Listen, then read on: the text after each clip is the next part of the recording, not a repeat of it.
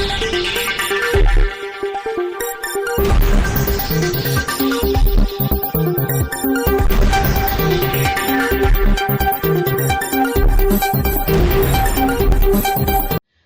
ગ્રામ્ય local crime બ્રાન્ચે Karjan national highway number 48 ઉપર આવેલ રામદેવ હોટલની સામેના ભરૂચ વડોદરા ટ્રેક પરથી ટેલરમાં લઈ જવાતા ₹18,67,152ની કિંમતના વિદેશી દારૂના જથ્થા સાથે બે ઇસમોને ઝડપી આગળની કાયદેસરની કાર્યવાહી હાથ ધરી.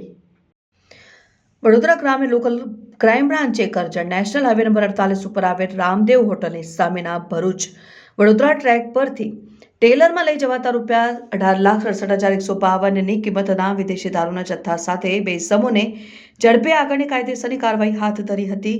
વડોદરા ગ્રામ્ય લોકલ ક્રાઇમ બ્રાન્ચની ટીમ ભરથાણા ટીમ ગામની સીમા નેશનલ હાઈવે નંબર 48 ઉપર આવેલ કરજણ ટોલ નાકા પાસે રામદેવ હોટલની સામે ભરૂચ તરફથી વડોદરા તરફ આવતી ટ્રેક ઉપર પ્રોહિબિશન વોચ અને શંકાસ્પદ વાહન ચેકિંગની કામગીરીમાં હતી. તે દરમિયાન ત્યાંથી પસાર થતા ટેલર નંબર MH40AK7811માં તપાસ કરતા વિદેશી દારૂની 363 પેટીઓ જેની કિંમત ₹18,67,152, મોબાઈલ ફોન નંગ 3, ટ્રેલર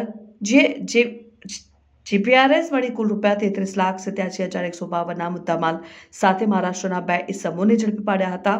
આ ઉપરાંત પકડાયેલ વિદેશી દારૂનો જથ્થો ટેલરમાં ભરી આપનાર સુનિલ તથા વિદેશી દારૂનો જથ્થો મંગાવનાર તથા તપાસમાં જણાઈ આવે તે ઇસમો સામે પ્રોહિબિશન એક્ટ મુજબનો ગુનો નોંધી આગળની વધુ તપાસ માટે પકડાયેલ મુદ્દામાલ અને આરોપીઓને વડોદરા ગ્રામ્ય ક્રાઇમ બ્રાન્ચે કરજણ પોલીસ સ્ટેશનમાં સોંપવામાં આવ્યા હતા. બ્યુરો રિપોર્ટ, ચિનોર સમાચાર ન્યૂઝ, કરજણ.